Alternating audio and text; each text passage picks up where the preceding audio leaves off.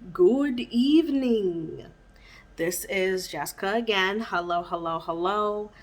I am back with Getting My Shit Together, episode 3, y'all. Hey, ooh. I'm keeping it up with this little schedule I've got going, okay?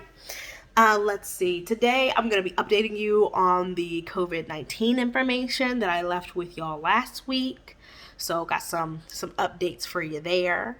I am also going to talk a little bit about my personal career goals because I feel like I talk a lot about all the bad things in my life, but this is also for my own personal growth. So, in growing, I should be talking about the things that I want to be doing with my life as well, right? So that we can talk and, I've also come to a couple of realizations this past week, so I'm going to go over those too. But first and foremost, I need y'all to congratulate me. I've got an apartment by the grace of God and my mother. Thank you to both because things have not been going so well lately. But to the grace of both of those people and ultimate beings, either way, I got a new apartment. So I'm going to take you on a really quick tour. And by quick, I mean quick. So this is my door. This is my bathroom. Don't judge, y'all. This is my kitchen / dining room. This is my office. Whoop. And my master. So as you can see, it is not at all set up. I have big plans for decorating. I will be posting up those updates every week that I actually change some shit. But for now, this is what I've got. Don't judge me. Things are kind of a mess right now. I'm trying to get it together, trying to get myself on a schedule that works. But just wanted to give you a quick little toursy. I am very, very lucky. I am literally on North Charles in Baltimore, Maryland. And I got this apartment for $1,000 a month. The water bill is a set $30 a month. And of course, BG&E, I take care of on my own. But so far, I don't think that's going to be much of a problem. I don't really keep on lights that much. Like, as you saw me walking through, I had to turn on all my lights. But also on TV there, I was watching Top Chef because I'm late and I'm behind. I'm trying to catch up with what I missed. Anyway, so first things first, COVID update. I went ahead and got myself tested again this past Saturday. And it came back this morning. I am negative. So, as far as I can tell, like I said, I wasn't really feeling all that bad. The most I have right now is like a sore throat, a small bit of congestion, and, I have had a couple chest pains, but I wasn't having that many during when I was supposed to actually be positive. I have them now. So for all of y'all wondering if that's a thing, it is. Evidently, the virus can affect your heart and add lesions onto it. So one of these days I'll, go ahead and take myself to a doctor to see what my heart looks like, get everything checked out. But for now, I'm not too concerned because they don't happen often. They're very far and in between. So I think that if I just rest, give it time, it'll come back together. But so far, so good. I know last week I was really, really worried about my family because I had been around them around the time that I was supposed to have been positive. That is still up in the air based on the responses I keep getting. It sounds like I wasn't COVID positive at that point in time, but who knows at this point? Because it sounds like doctors don't actually know what they're talking about. I don't know what I'm talking about. So don't take nothing I say too serious with that. However, I did find out that everybody that I saw came back negative. Nobody caught it from me. Thank God. Thank holiness. Thank whatever else is up there in the atmosphere, sky, ether, universe. Anything and everything under the above. We'll talk about religion another day. That's a long story. But I'm just really, really glad to not have given this to somebody else. I think that is really what bothered me most. I personally don't care that I got it myself. That is something, I'll either heal and be okay or I won't and I'll die. Okay, well, that's that then. But giving it to somebody else is a whole different thing. So knowing that everybody is COVID-19 negative is a huge relief to me. Some people are still, giving me the silent treatment right now, which is what it is. I at first was really, really bothered by it. It was giving me a lot of anxiety, a lot of added stress, which was not helping in that chest pain area. But then, I just started looking up how to deal with those kinds of anxieties, how to deal with it. Because normally what I would do is I would literally stress about it until the point where I start going a little bit batty and a little bit crazy, reaching out extra, trying to do too much. But this time I was like, you know what? I don't have time to be trying to do all that. So let me look it up. And it turns out that, and if you didn't know this, now you know, so stop doing it. But giving people the silent treatment is actually a form of emotional abuse because of the way that it affects people and makes them a little nutty.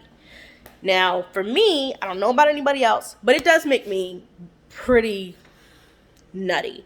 It bothers me to my downright soul. And it bothers me so much because I do have a bit of abandonment issues. I do have a bit of self-worth issues. If for a long time I was looking to say, if I don't matter to other people, then that means that I don't matter. There's nothing of worth in me. And that's what I had been telling myself for a long time without really knowing that I was telling myself that exactly. In my mind, I was just, it made logical sense. Well, obviously, if nobody else thinks that I'm worth the time, then am I worth the time? No. Oh, there you go then. But that's not the case. In reality, there's lots of people who care about you and want to help you and want to live with you and learn with you and love on you, but they don't know how. And you can't put that all on one singular person. That is, I think, something that I've been learning a lot of recently is okay, Jessica, you have really kind of globbed on to this one person, lifeline, as long as I have this person, that means that I matter. But that's not the case, because there's a lot of people in my life who do care about me, but for one reason or the other, the relationship has gone to the wayside, or you don't talk to that person as often, so you just automatically assume that they don't care about you. But that's not how that works, That's just not how life works. Everybody has their own shit to deal with. Everybody has their own life to deal with. So if they're not talking to you, the phone works two ways, girlie. Reach out. Now, that is not to say that you should just let people walk over and around you. If you're the only one ever reaching out, then yes, that's a problem. At that point, have a conversation. But long story short, the silent treatment is not the way to go. If you care about someone and you want them in your life and that relationship matters to you, talk to them about it. So right now I'm just waiting for that person to reach back out to me and let me know whether or not she actually wants to have that conversation. If she does, she does. If she doesn't, she doesn't. That's kind of where it is right now, because at this point in time in my life, I can't just shut down because one person decides that they're not going to talk to somebody. I can't. It's not allowed. I got a whole bunch of shit going on right now. I don't have time for that. So that is currently where I am. Sorry. Let me give you the best lighting to see me. Now, don't judge me, y'all, because, look, having COVID, I moved in, and I couldn't have the maintenance person out, and my hot water doesn't work. Not only does my hot water don't work, but my bathroom shower, I can't use that, because every time I try to use the tub, it leaks down into my apartment neighbor's apartment, okay? So it leaks down into her bedroom. So I can't use that shower until they have it. So what I've been doing is like filling up pots with water, heating it up on the stove, and then doing, the whore's bath is what they call it, which is just disrespectful because I ain't no whore. I used to be. But not in that sense, y'all. I mean, I was just out here thotting. But I don't be selling it for money. No. Nay. No, thank you. There's nothing wrong with that, but Jessica's not doing that. Don't ask me. I don't want it. Anyway, so that was the COVID update. I am negative. My family is negative. Everything's Gucci for the most part. Let's see. Now, on to what I said we would talk about today, which is my career goals. So I personally want to become a literary mogul. And by that, I mean that I want to have published and produced work of the literary form in every mode possible. So I want to have poetry books. I want to have fiction books. I would like to later down the road, when I'm old and gray, have a biography, I guess. I don't fucking know. Somebody may or may not want to write about me in their middle school English class, which 100% does not matter to the rest of their lives. But hey, maybe they will, maybe they won't. If they do, it'll be there. Let's see. I want to do plays. I want to do musicals. I want to do TV shows, movies. I just want to have taken over the literary world by storm. Or I guess more realistically, that would be more entertainment all over. But I'm not like being an actor. I'm just writing it. I don't want to act. No, that ain't for me. I ain't trying to become that type of famous, because the moment that paparazzi keep following me is the moment I'm gonna go off, and then somebody gonna sue me, and I don't have time for that. That's a lot. Anyway, so I have been working on a story for a very long time. I have multiple ideas for stories. Like, it's kind of ridiculous. I'm pretty sure I have over 10 ideas for possible stories, plays, musicals, etc. But there's this one that is supposed to be my beginner. It's supposed to start me off on that path. It's the first thing I'll be writing and publishing professionally. And that I've been working on literally since high school. I am now 25. And it is still not even close to being ready. And I will say that in high school, the idea that I had for it was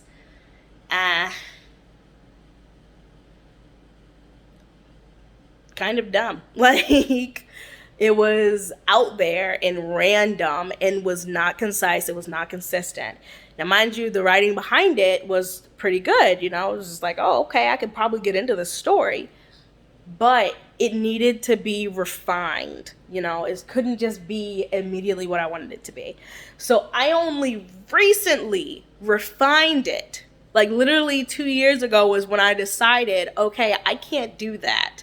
It needs to be something a lot more believable, and it needs to be one type of idea. Because really, I was like, ooh, historical sci-fi. Let's have it back in the 1800s and have them traveling to outer space and living inside the sun.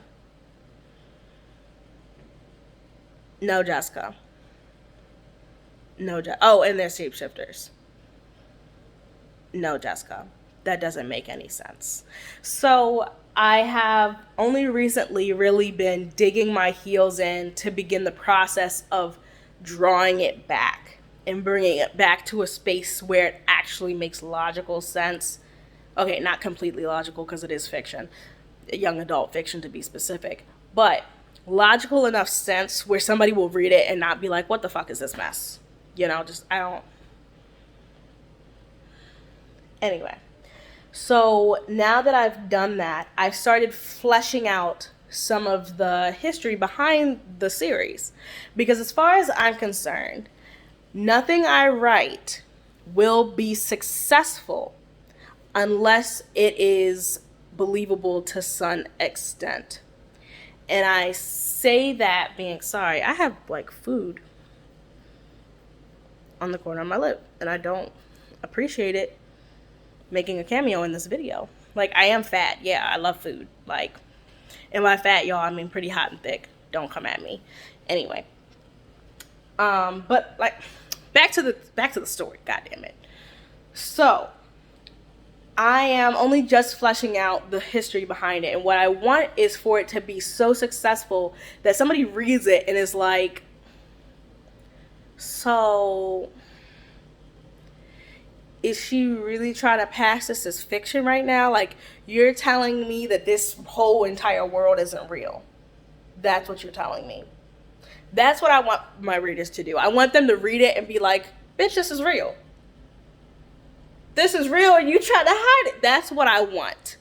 I want it so bad it hurts. Because I am the type of person who reads a book and is like, this is factual.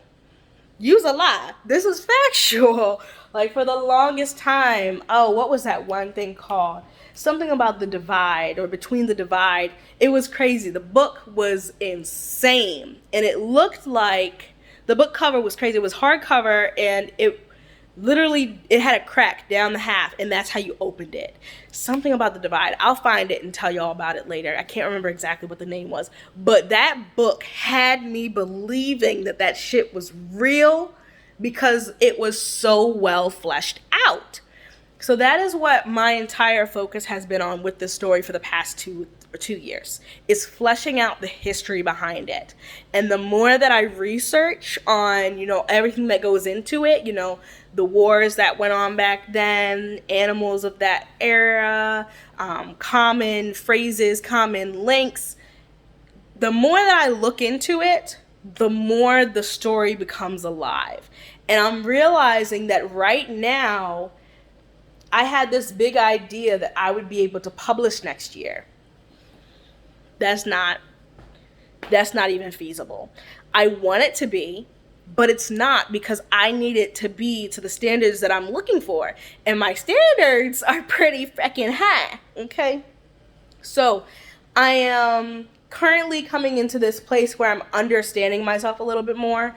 I am a terrible procrastinator, and I'm afraid of committing myself to something that may not be successful or may not be as appreciated as I want it to be, because I personally don't feel appreciated as who I am right now. But as far as I'm concerned, who I am right now is going to be far better once those stories are out of my head and on paper and selling. So that's what I'm working on, y'all. I'm trying to get there.